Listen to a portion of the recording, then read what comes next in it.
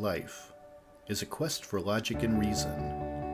It is a quest to find balance between science and faith. Life is a quest for knowledge and understanding.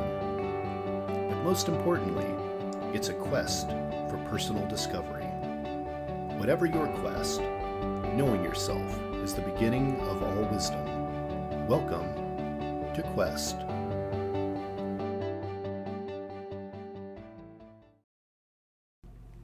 Hi, Corinna. Welcome to the Quest podcast. Hi, Todd. How are you? I'm great. I'm so happy you're here today. I'm just going to dive right in and just introduce you for everyone. You were chosen as Playboy's Playmate of the Month for August of 1991 and Playboy's Playmate of the Year for 1992.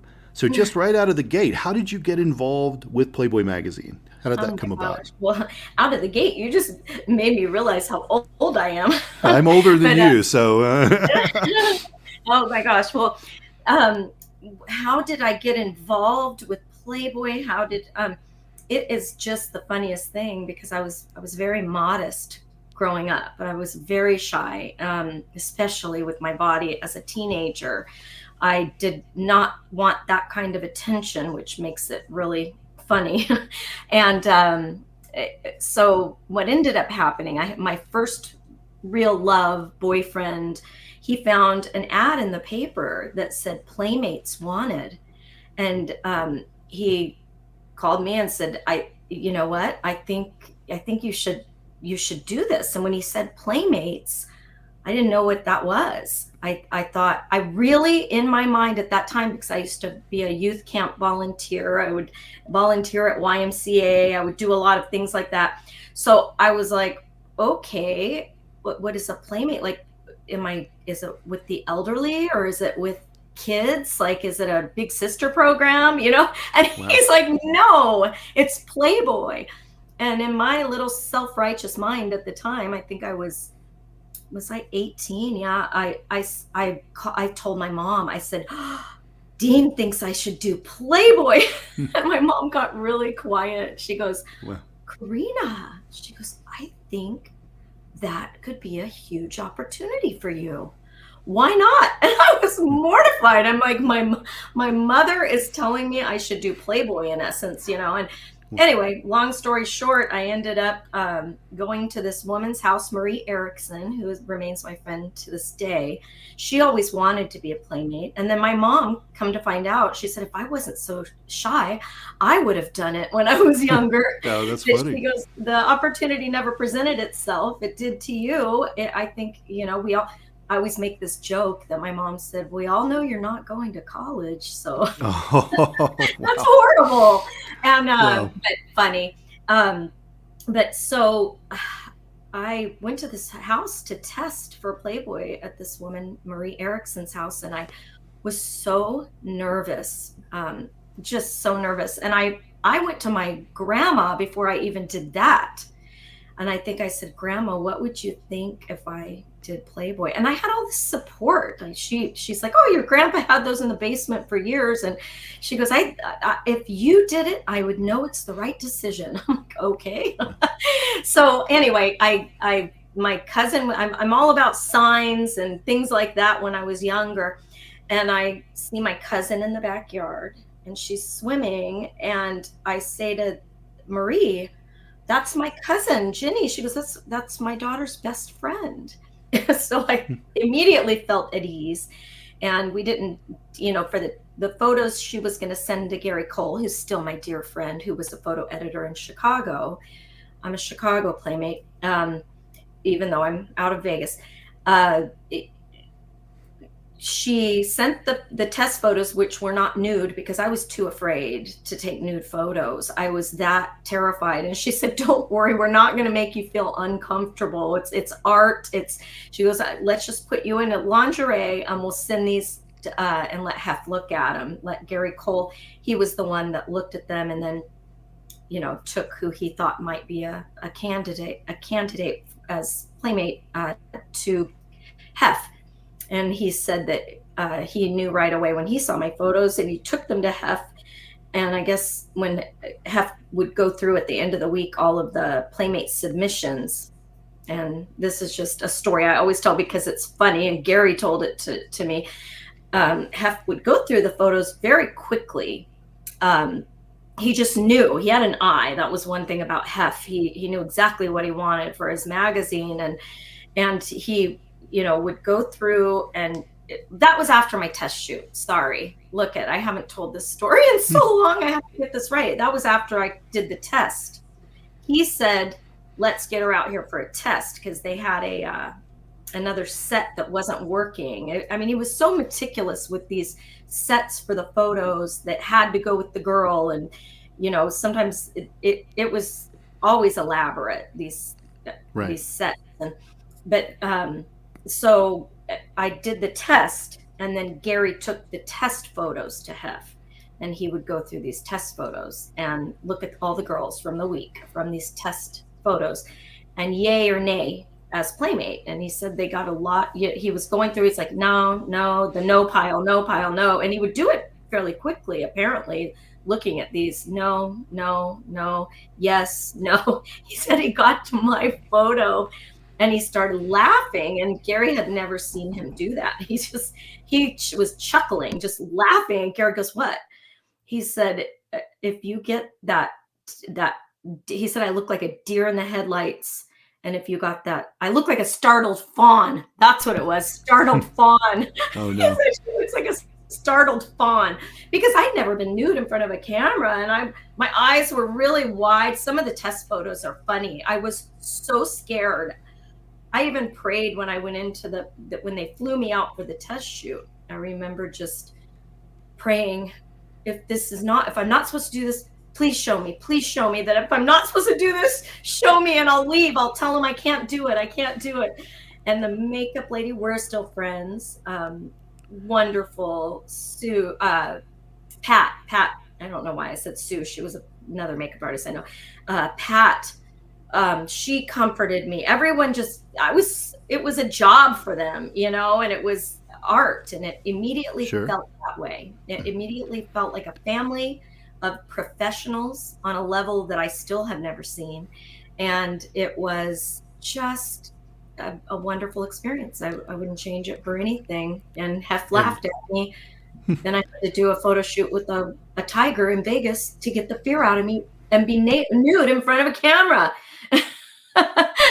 Well, it paid off, because Hef not only made you a centerfold, but you became a Playmate of the Year, which is quite a distinction. Yes, that was... I want to mention, you already actually kind of had a little bit of a career before Playboy, with dance and commercial work and, of course, print modeling. So let's go back a minute. Tell me about young Corinna. What was she like? You were actually born in Germany, right? Yes, I was born in Bremerhaven. My dad was in the Navy, so that was why I was born there. And then we came to the States when I was still, I don't even think I was walking yet. I ended up in Las Vegas. All of my mom's side and my dad's side ended up migrating to Las Vegas, and my grandpa worked for the test site here. Always had a secret briefcase, but so when I was younger, my mom, because I have a brother and a sister, and my mom would always have people come up to her when she was taking us wherever, grocery store, and say, "Oh my gosh, shoot, I guess we were decent looking kids." That sounds so ridiculous, whatever that means. All of it's relative, we know this, but there were a few people that told her, "You need to get your kids into commercials."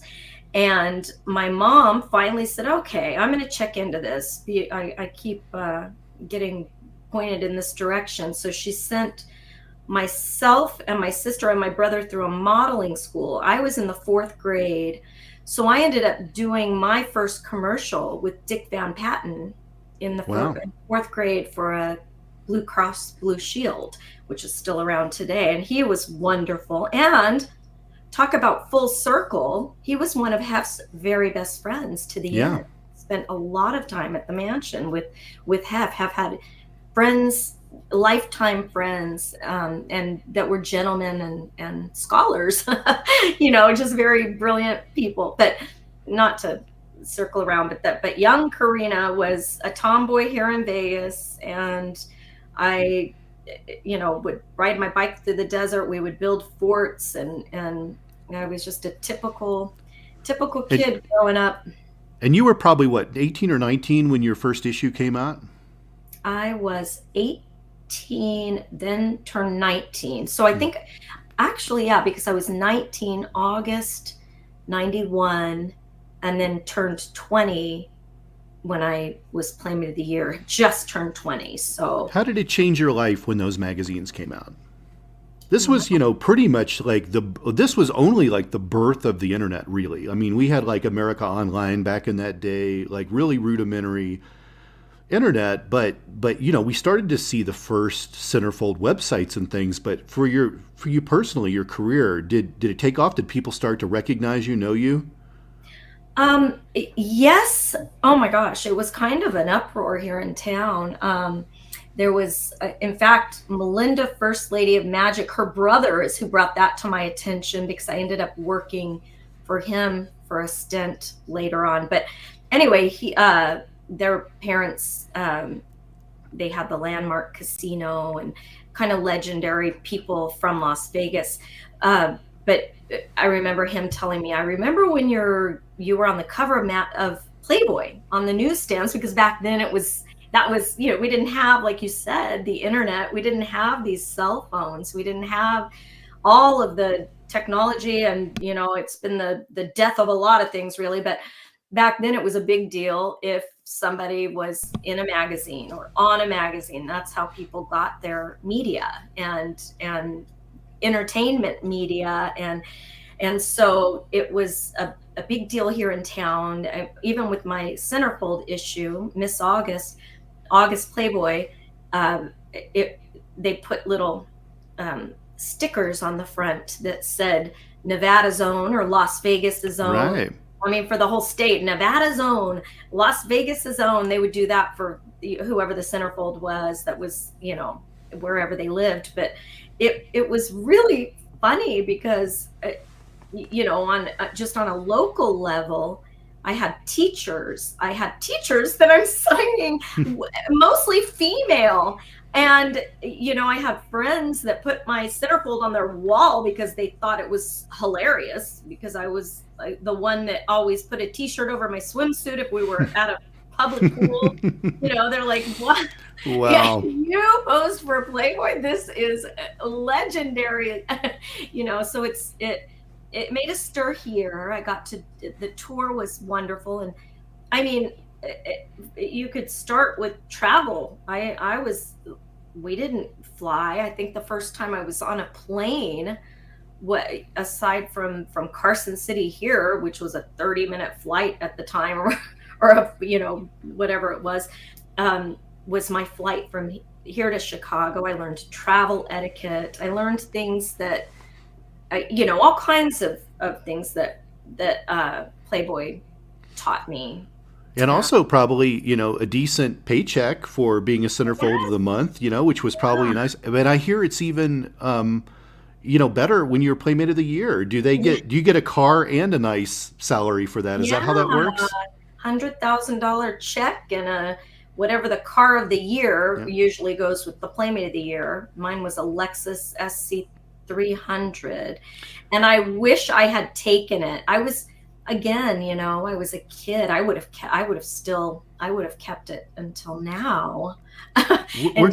We're gonna dig into this a little bit later in the podcast, but a lot of my friends that were in Playboy, they use the money to start businesses and I think a lot of people think it's a pornography business and you got paid to pose nude, but it's not really like that. And I think people would be shocked to see how smart and how enterprising and entrepreneurial many of the women were that came out of that and use that money to jumpstart other aspects of their life. Absolutely. Yes. And some of the most incredible women I know were centerfolds, and from pilots to busy, yeah, like you said, entrepreneurs and business owners. And I think the beautiful thing is also, for those of us that were young and very wet behind the ears, was learning how to navigate those things with promotions, and learning how to be, these connections and social situations that opened you up to things that you wouldn't normally have been exposed to. So because you're a semi-celebrity, you're there with the Right. celebrities, and so yeah, I agree. I think people would be surprised to know that you're actually a very religious person. So, did you grow up spiritual or religious? Yes and no. It's really interesting. I mean, from the time I can remember, I believed in Jesus. My mom was a believer, or is. She's alive. Why did I say was?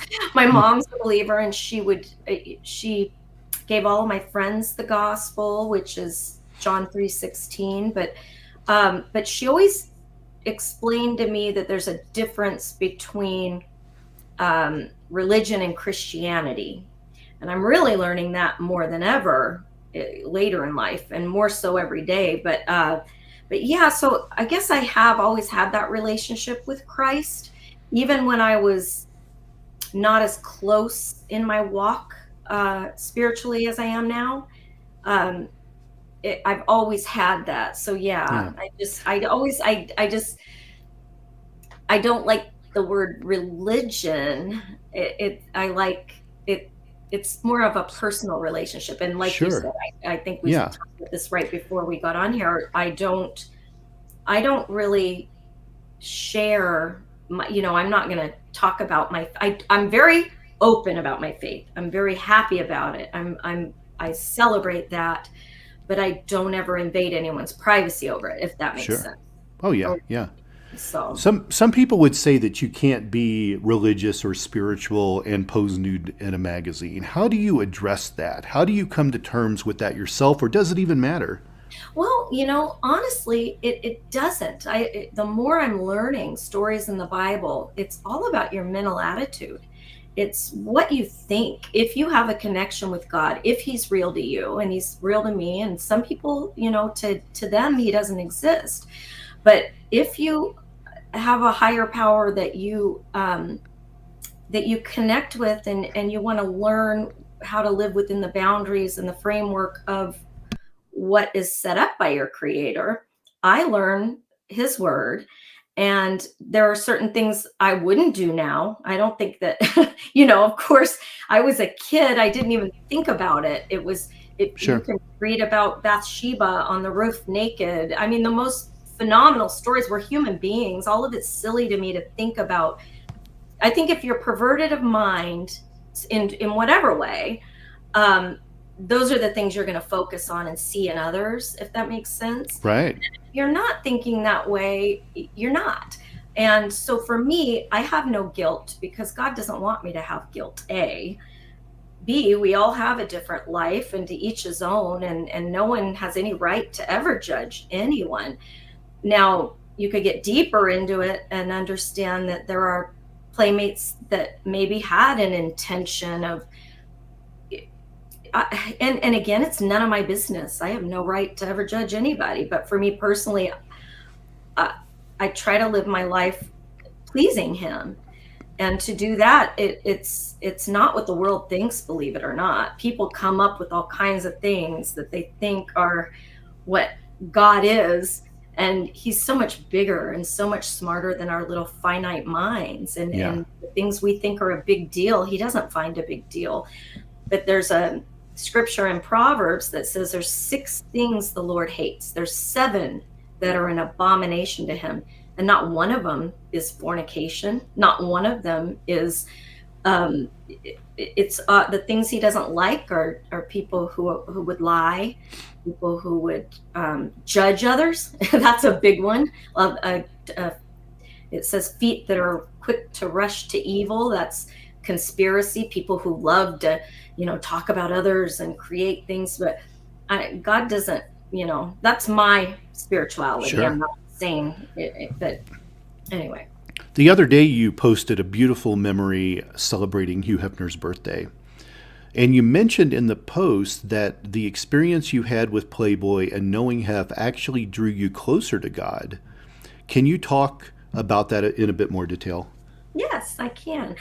I think, each of us, it's like our lives are tapestries being woven. They're beautiful. Everyone has a beautiful story. Even the most broken parts of us either lead us to God or, I think, away from and deeper into, whether it's, there's all kinds of demons we all face with ourselves because we all have a sin nature that it has different bents toward either religion, thinking you're so good, or the other way, they can go into the depths of despair. And I've seen that, addiction, all kinds of things. But that said, what drew me closer to him and what I was thinking of last night, I was very tired when I made that post and just thinking of life and how quickly it goes by and how that was such a beautiful part of my life. I don't look back and see it as anything dirty because the choices I made, I wasn't, I didn't, not that anyone that slept with Hef, it's their business.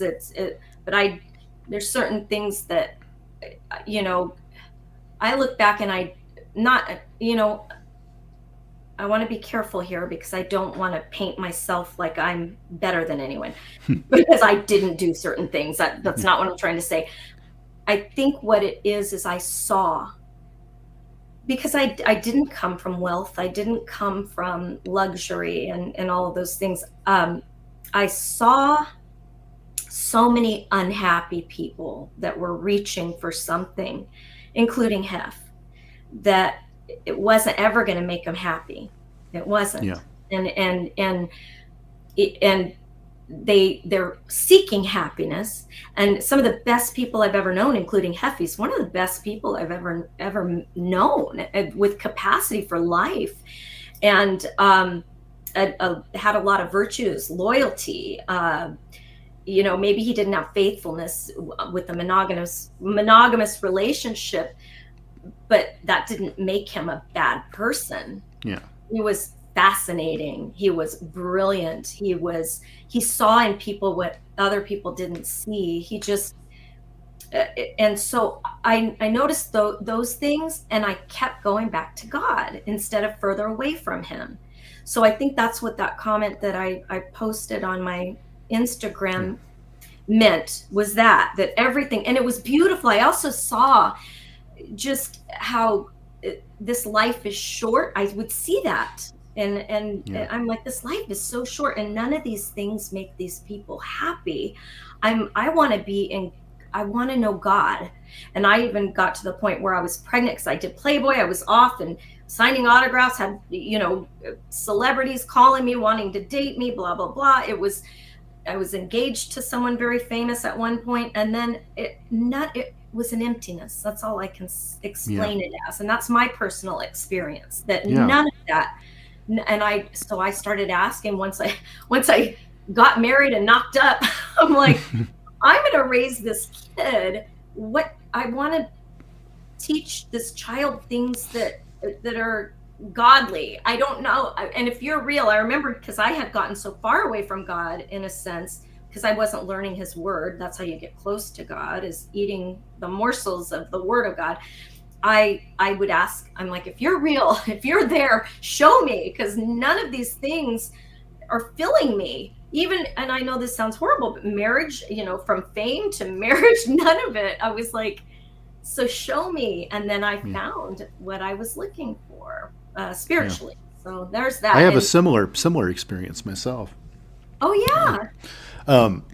But it's not my interview, so I'm not going to tell that right now. Well, now I have to know. We'll have to have this off-camera discussion about it. But I want to jump in. This next part I want to jump into is a big part of this interview, because this is such a big deal right now.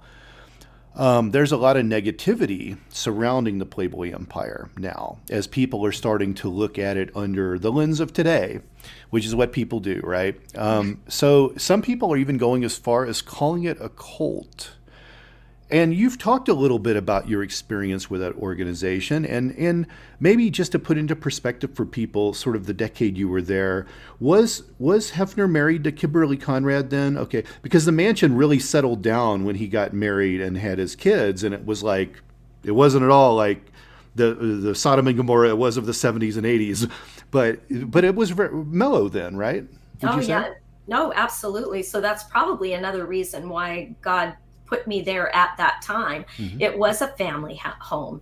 That was another thing that comforted me. And Hef is a prolific person, was a prolific person, and very high profile. And so, it's so sad that people skew things. Again, it's what people think. I think they project onto others, and they don't know what they're talking about. But that's another conversation. But I used to love watching the kids, Marston and Cooper, when I was staying there. They would be on this. You could switch it. It's not like it was on the screen everywhere, but because it's high security, because they don't want there is a possibility of kidnapping or anything like that, which is why he was very protective of those people that he loved. I remember watching Marston and Cooper, and it would help me sleep when Marston was a little baby, and it would help me sleep when I was there looking at him in his crib. I would turn it to the channel, because it was TV channels back then. But anyway, it's very sad what's happening, Todd. To me, it's kind of a study in what's going on in America, because whether he was a moral person or not is no one's business as far as I'm concerned. When the way things are set up, I understand how some people think that he took the country in a direction, the sexual revolution. And if you're a Christian, of course, one man, one woman in marriage, all of these things that people want to go by. But you understand freedom, it's freedom, and it's privacy. And he had that freedom and privacy. And I don't think anywhere in any other nation at any other time could someone have built an empire like he did.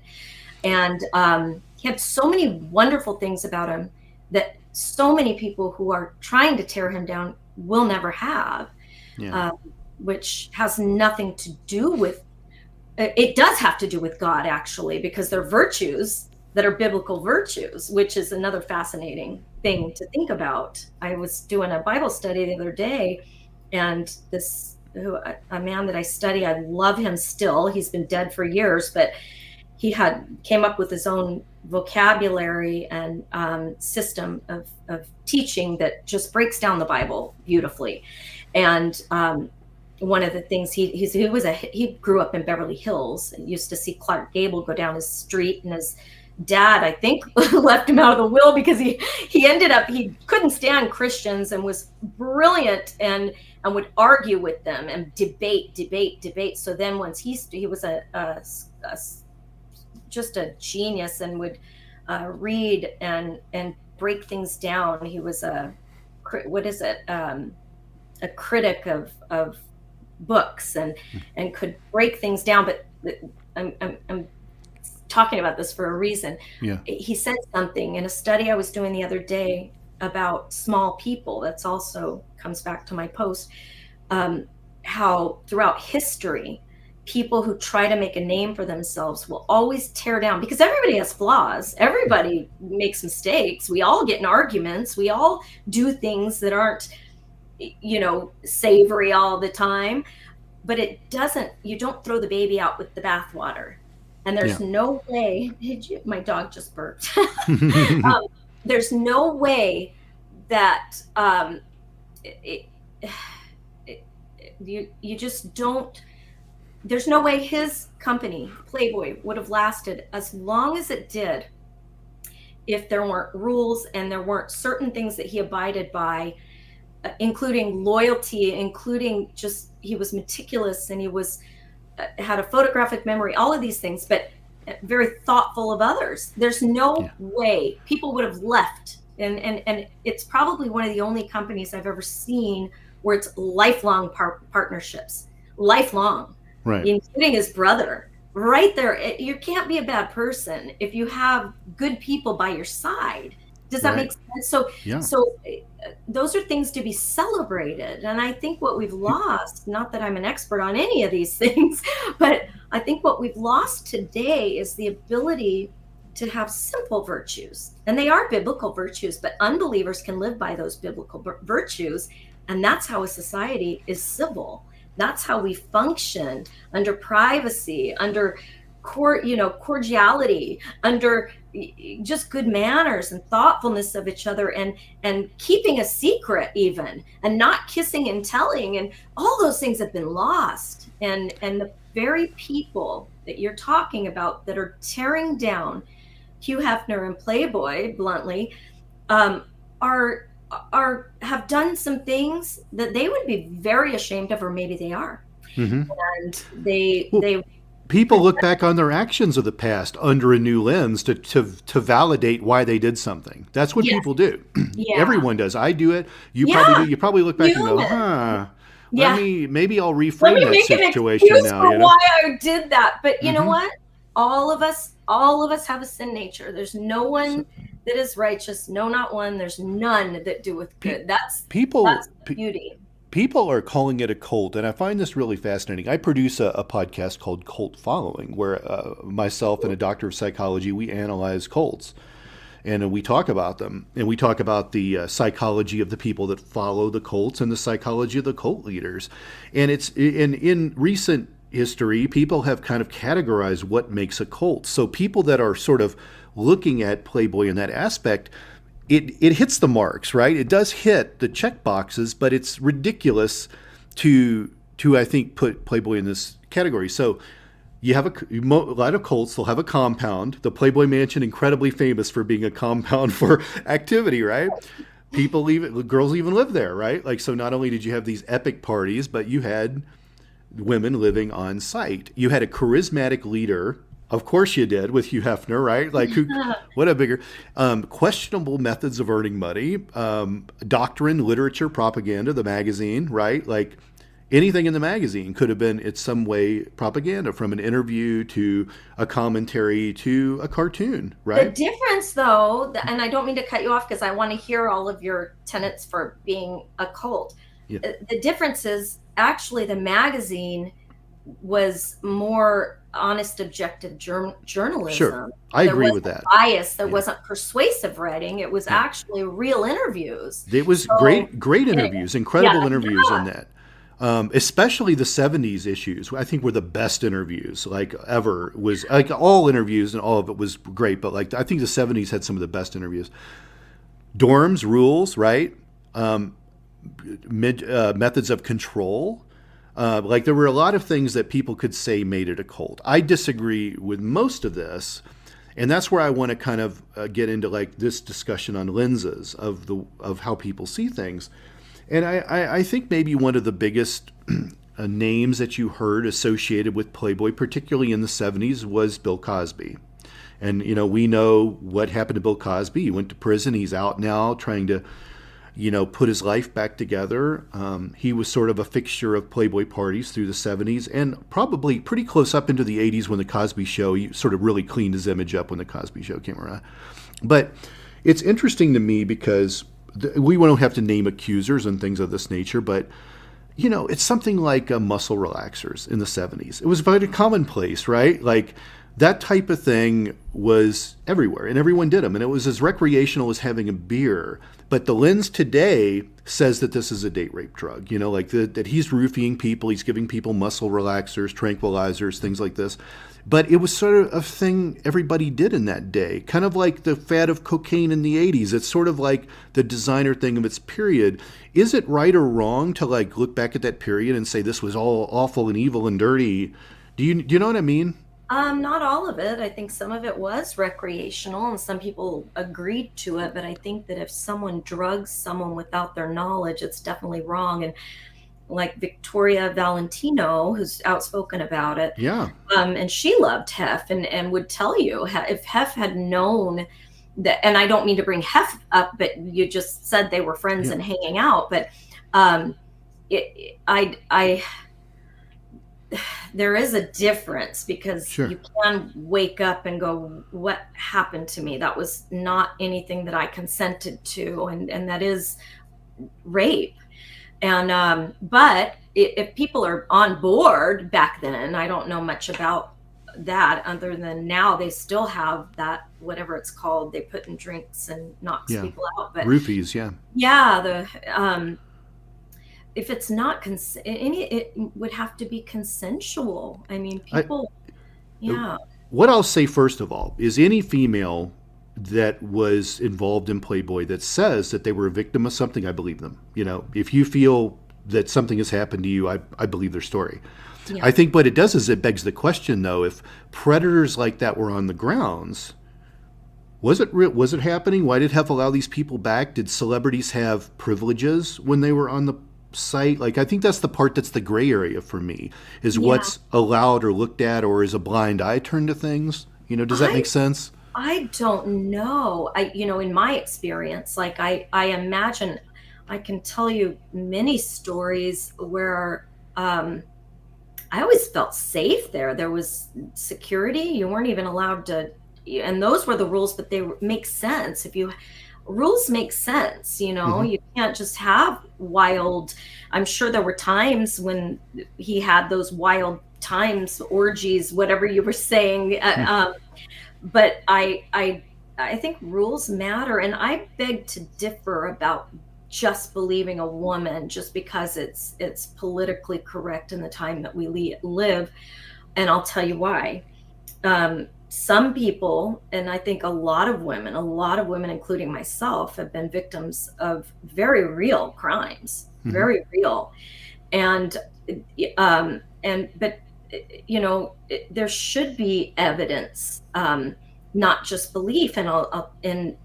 And sometimes if there isn't, that's horrible, especially in something like that. But it's pretty, now with what we have medically, if you've been raped, you should be, it's a whole thing that I believe if you have a heart that's devising evil, that's vindictive, and I'm not talking about anyone in particular. I'm just throwing this out there. If you have someone that's vindictive, they can use that. They can say, hey, I'm going to get this person. They can say anything they want to cancel them. I'm going to get them the worst way I can get them. So it's dangerous ground. And I think it's dangerous ground we're living right now, because you can't just believe everything, but you should. I know what you're saying, and especially something so delicate. But I just think we're living in times that it's interesting, very interesting that, sometimes you have people that are claiming things for attention and you don't know. And anyway. Well, there certainly is people that want attention and want the money from that. And there is definitely a cancel culture as a lynch mob mentality where you just go after people. You don't even want to hear the other side of the story. Everyone piles onto one side and it's like, let's take this person out forever. Yes. And the unfortunate thing is that this is happening to Hefner after he's dead. Yeah. Like, none of this stuff came up for decades. But there's things that are coming out. I'm actually excited about it. And, everything is hearsay, and it's silly to go back and forth. But there are people that were, up close and personal. You can't hide. I always say your sin will find you out. And sometimes when you're accusing someone of something so sinister, or if you listen to some people, it's very petty. It's not abuse. You're going, hello, he was an icon. You're not going to, you could have gotten kidnapped. Of course, if you're going to go into his harem, which I don't agree with the harem. I wouldn't step into a harem. I'm not going to, but some women do. They make their own bed, their own choices. And at the end of the day, they shouldn't just be believed, especially, I don't even know how to say this, and it's weird we're talking about this because I was thinking. I told you this would be a tough interview. Myself from people that are. It's like you have a celebrity. You have, because I don't. I went under the radar. The LA riots were going on during my Playmate of the Year party. I think God just keeps His thumb on me, and it's a miracle you would want to talk to me. But at the end of the day, I see people that have a mouthpiece. and it is, and they're the loudest and saying things, and I know they're untrue. I'm not going to go, nobody's going to listen to me, but I've heard things with my own ears that I know, because they're about me, are untrue, or I've already been duped into things, which I won't go into all of that. That becomes, it's all going to come out. It's kind of exciting. I like truth. Seek the truth. It's funny you mentioned the harem, right? Because in recent years, and we won't name people that wrote these books, but there have been a lot of books, kind of the around the Girls Next Door era and beyond, where people talk about the harem and just the interesting, weird rules that went around that. And this sort of feeds the whole cultish atmosphere of why people call Playboy that, because you've got, Hefner wants 5 girlfriends. He pays them. They have sex with them. They're housed there. They have rules. They have to stay in. It's cultish, right? Like if you think about it, on paper. More cultish at the end there. Yeah, absolutely. I would have said, kind of stepping away from the cultish thing, because I don't feel it was cultish. And I have a lot of friends. I was in Hollywood in my 20s, right? Like I'm actually shocked we didn't meet each other. I'm really surprised, because between like 91 and 93, I was really very involved with a lot of girls I met through Playboy, and just kind of in those circles. And attending parties, and I remember where I was at when the LA riots broke out. I was actually working on a film, and it was just odd. So I'm sure we have stories to tell there, but I will say that I think 80s, 90s, and beginning of 2000s was like the heyday of Playboy, because it was always battling the term of being pornography in the late 60s and 70s. It really was. In the 80s, it became a household name. The bunny was everywhere. It was accepted. What was great in the 80s in Playboy was you started to see a lot of the centerfolds move into acting jobs. And, maybe not like great acting jobs, but like you saw them in like science fiction films and B movies, and like the Playboy videos were popular, and like people were very accepting of Playboy through the 80s. And of course, Shannon Tweed became huge, and everything that she did was on fire. And you started, it was really neat that it was getting into pop culture. And I will say, when it came to actresses that came out of Playboy, I'll say, God bless her, Dorothy Stratton, who was a Playmate that was murdered. I think everybody kind of maybe remembers her, knows her story. I tell you, hands down, she was one of the best actresses. A lot of people might just know her from like Galaxina, which was a kind of a cult classic science fiction movie. And she showed up in Buck Rogers and Fantasy Island. She did some stuff like that. But a lot of people don't know, she did a movie called Autumn Born. I mean, she could have been a great. To watch that, because I love finding these kind of films. Incredible film. And you see her acting in it, and you go, it's called Autumn Born. Everybody out there listening, go find it. It's probably on Tubi or one of like the third tier networks. But I'm telling you, Dorothy's acting in that told me that she could have been an Academy Award winner. If she would have lived, she probably would have been incredible. And it was just like, you just started to see this talent emerge from there, Oh, and I don't mean to cut you up. That was something that I know broke Hef's heart so much, because, and it made him more very what you might call controlling over everything, because it terrified him. Yes, and I wanted to use a different last name of my boyfriend that got me into the magazine, or told me about testing. His name was D'Angelo. I wanted the name Corinna D'Angelo, and he said, no, I don't want you to do that, because, and he was very jealous. He ended up dying on a motorcycle, sadly, but he was a very jealous, possessive, controlling, and Hef saw that, and they said that I reminded them of Dorothy Stratton, and I didn't know who she was. So the first time I had ever heard of Dorothy, I had a team of people from Playboy telling me, "Oh my gosh, you remind us not what I look like, but my person." And it's still one of the biggest very flattering to me, because I just barely seeing some things that she did, I felt the same way. I was like, oh my gosh, she was awesome. Just an incredible, everybody said she was very special. She might have been the most famous person out of the magazine had she survived. in I my think opinion. too. I think you're right.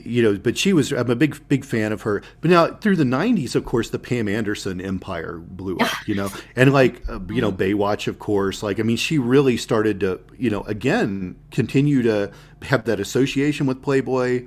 Baywatch was like almost any female in that had posed in the magazine. Like Playboy Yeah. kept growing through the 90s in terms of how epically big it was. Except for me, I was off the radar because of the LA You riots. left. I was afraid of that town. Um, Oh, but it's interesting because when Hefner gets divorced eventually, the mansion like goes back to the decadence of the 80s, right? So you get the Girls Next Door, you have the E show, like, I mean, it explodes bigger than ever, and then it sort of just started to fade away. So my next question to you really is, what was the downfall of Playboy in your opinion? Because even vanishing from that world, you must have still had a spotlight, like an eye on it. Do you think it was the death of print magazines? Do you think it was the internet? Do you think it was just maybe tasteful nudity wasn't worth paying for anymore? Or was it the change in the perception of what the girl next door is? Like, do you have your own idea on maybe why it died? I know exactly why it did. I believe that Tell us. I do. I believe there are visionaries, and you're only young so long. And I always say, and as superficial as this sounds, it was an entertainment magazine. It was pleasing to the eye for men. It was a men's magazine. That's what it was. Mm-hmm. And sexist or not, whatever you believe in it, if you're against it, don't look at it, whatever. I really believe in the truth. I won't, God, this sounds so weird, but I mean, my mom, because we always liked looking at the centerfolds and looking, we were saying, is his eyesight going? And it was. And as you age, your eyesight goes. He was very meticulous, and he started, and he got into, I believe, probably got in over his head with all the girlfriends. That's a lot. A lot. There was a lot. And when you're older, monogamy might have been really good for him. But, he made his choices. But I really think the magazine faded as Hugh Hefner faded. Some people are the only conductor. Yeah. Some people are the only captain. They're the same. They were interchangeable. It had to be, the magazine needed him, he needed the magazine. Nobody else could do it. His own son, as wonderful as Cooper, he couldn't pull it off. Build it. I think there's few icons there are few icons throughout history. And I think, love him or hate him, he was one. He was just a unique human being, the way he was. Whoever Hugh Hefner was, there was no one like him, and no one could fill his shoes. And that's not me being brainwashed. He never said these things to me. I never went by his rules. I didn't want to be part of Playboy. I, in fact, never wanted to talk about Playboy again. And I think the only reason I feel like almost propelled to do so, or when I'm asked, I would always decline. I don't want to be known for Playboy. I don't. But I also like truth. So I'm like, this is not what I see. I don't see cult. I didn't see that. I could leave. Sure. Nobody told me I can't leave. I came and went as I wanted to go, and I didn't have to sleep with anyone, and I didn't. And it's none of anyone's business if I did. And you know what I mean? It's like, it was adult for adults only. Yeah. And that was a playground you could jump in or out of. It's your business. Yeah. Well, that's the beauty of it. You were in an exclusive club there for a minute, and that's you'll have that always on your resume, and he had the best parties in Hollywood. Everyone says so. Oh yeah. And for people sure. that, even though they didn't want anyone to know they were there, even if they weren't doing anything, precocious or whatever you want to say, they enjoyed it. Everyone enjoyed it. It was in its own right a time in history, that we'll never have again. Yeah. When was the last time you saw or spoke to Hef? Do you remember? I do. My friend talked me, because I never, again, like I said, for some reason, not that I judge anyone, but my lifestyle, especially with my family, my husband never wanted to go to the mansion. I kind of regret turning down the parties and was finally taken off the list. But I had a friend, and it must have been 2015, maybe 2014, 2015. And I know he was married to Crystal, and it felt sad at the mansion. I know that sounds so mean, but my friend, she's still my best friend. She's like, let's go to the mansion because there's movie night tonight. Let's go. I want to see it. I've never been. So I called the mansion and said, I'd love to come to movie night. I haven't been in years, and I'd love to say hi to Hef.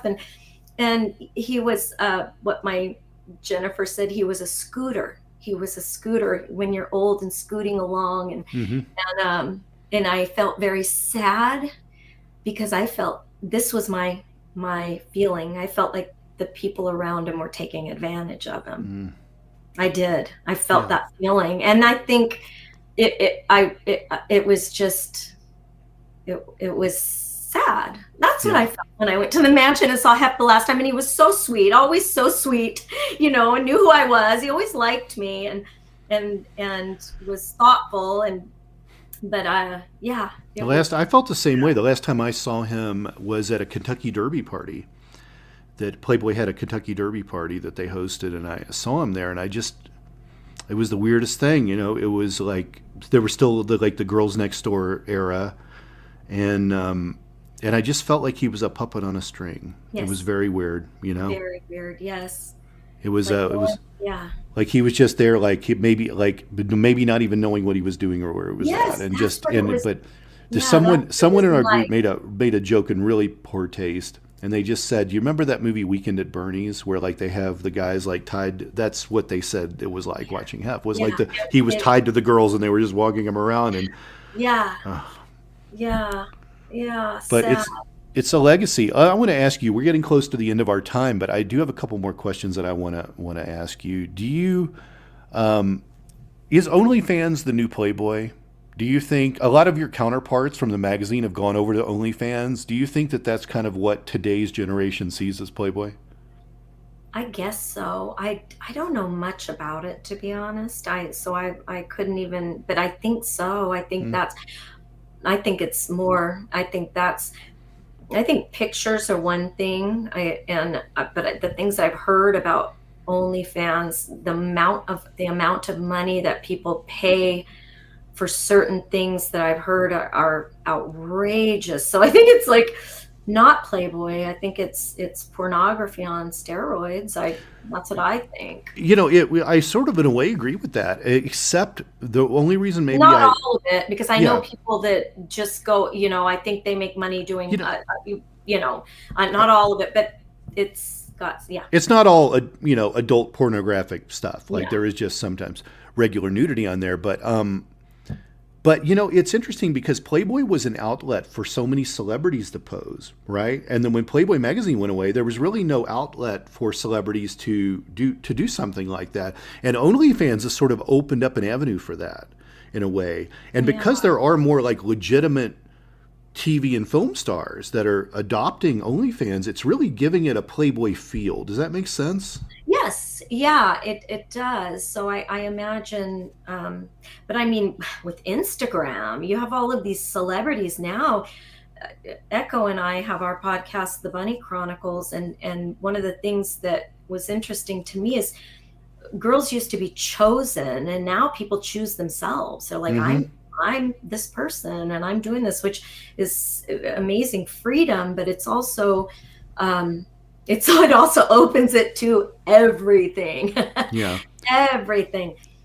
Yeah. I want to bring up, because this is an important part of your life and your career. And we've spent a lot of this podcast talking about Playboy, which was such a narrow little window in your life. Yeah. You had moved into film and television work after Playboy, and you're still doing it. And I want you to talk about that for a minute. I mean, you've really been in that part of your world like longer than anything. Talk about that, how you're, and I don't want to, please don't be insulted by this, but like, you and I are pretty close in age.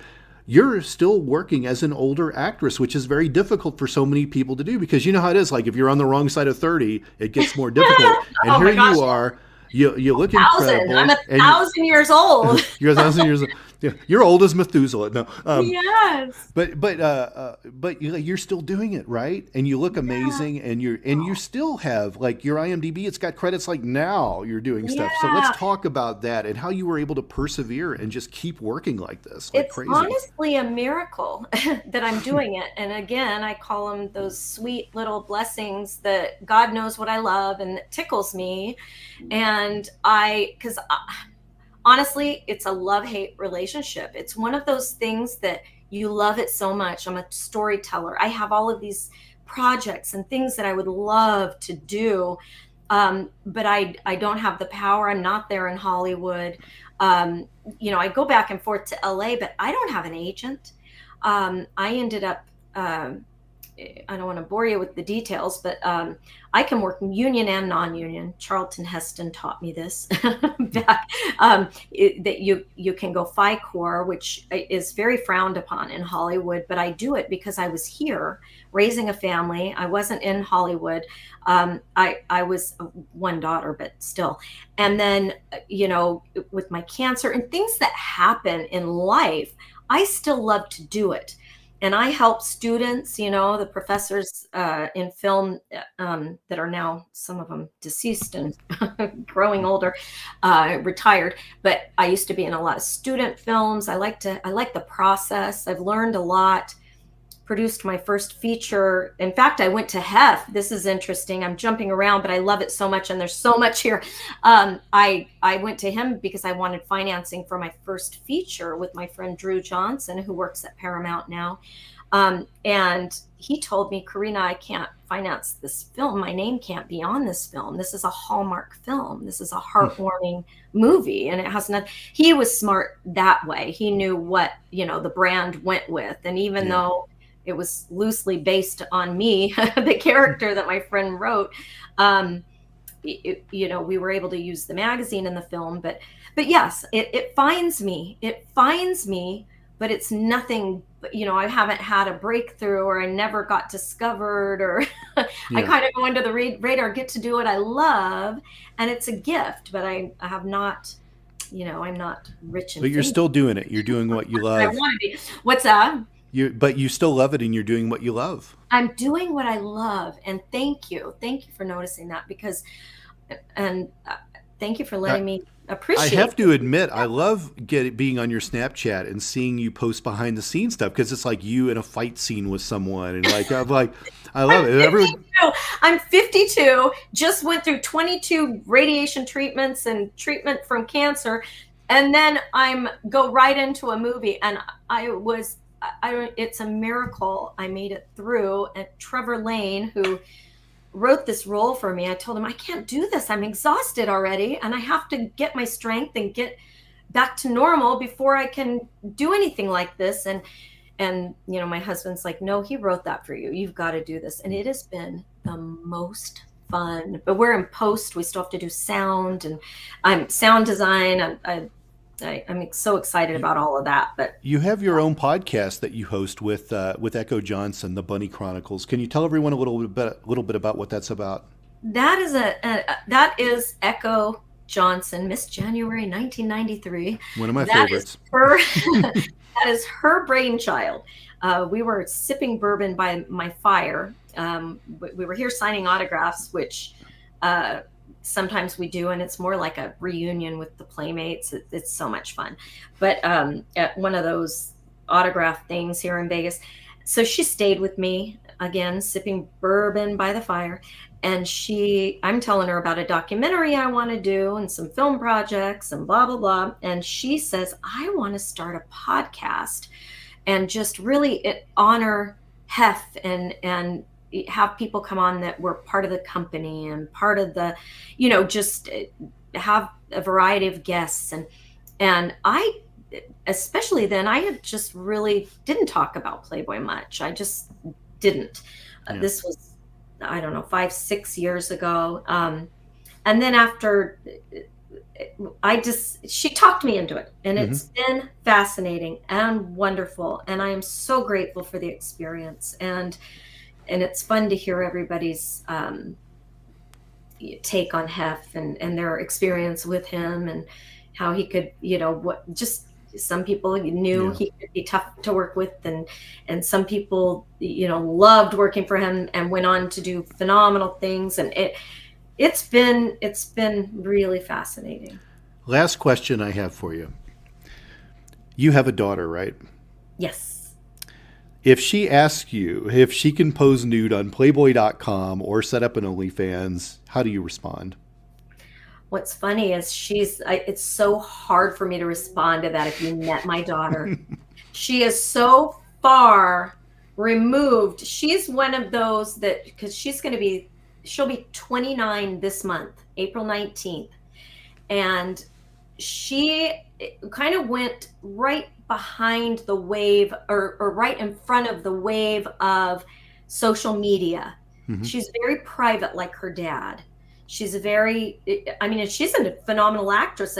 She's in a movie I produced and was in when she's a little girl called Pitcher and the Pinup. It's now, it was called The Road Home, but they call it Pitcher and the Pinup if you look for it.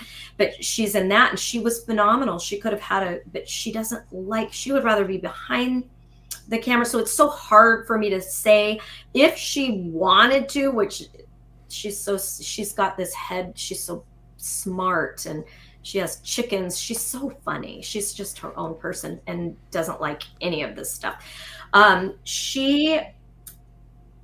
would tell her now, no.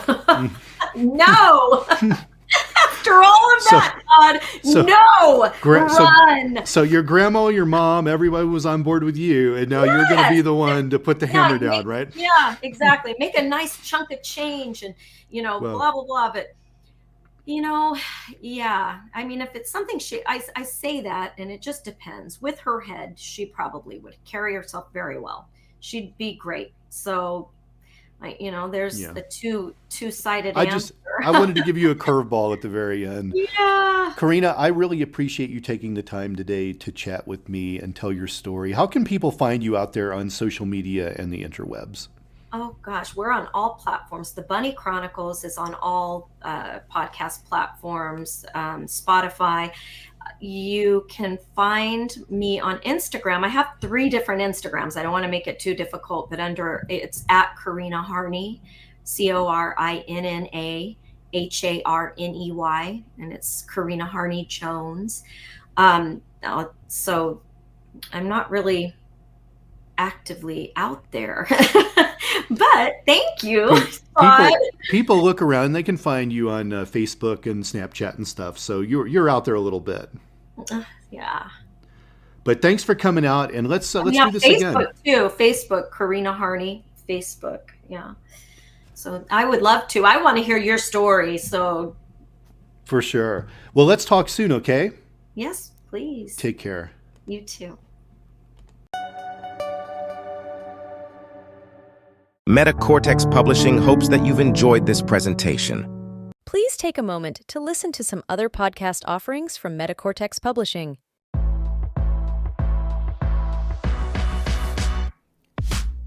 The Danceology podcast interviews the great masters of dance, the working professionals starring in today's most exciting shows, and the rising stars ready to amp up the craft. I'm your host, Edyta Stawinska from Dancing with the Stars. Join me as I dive into the world of dance, uncovering unique stories and the fascinating personalities of industry professionals on Danceology.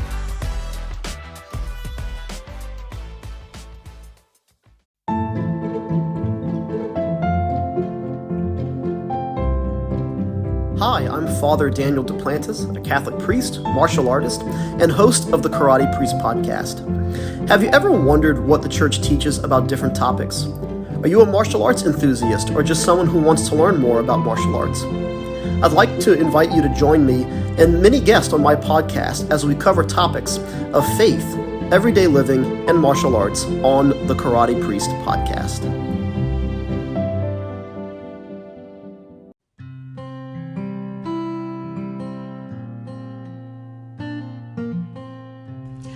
everybody, I'm Amber Rose, the religious hippie, and I host the podcast A Catholic's Perspective.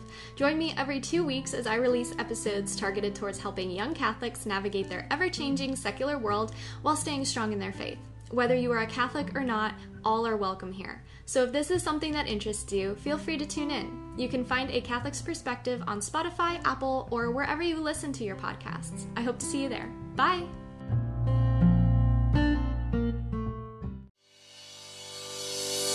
Thank you for listening to this podcast. Please be sure to rate and review this episode. This podcast is produced by Todd Fischer and Anthony Smith and is distributed by Metacortex Publishing. This podcast is copyright. Any previously trademarked or copyright content is used by permission. Information and opinions stated in this podcast should not be construed as medical advice. Please be sure to visit the official website for Metacortex Publishing at metacortexpublishing.com or find us on social media for other unique content.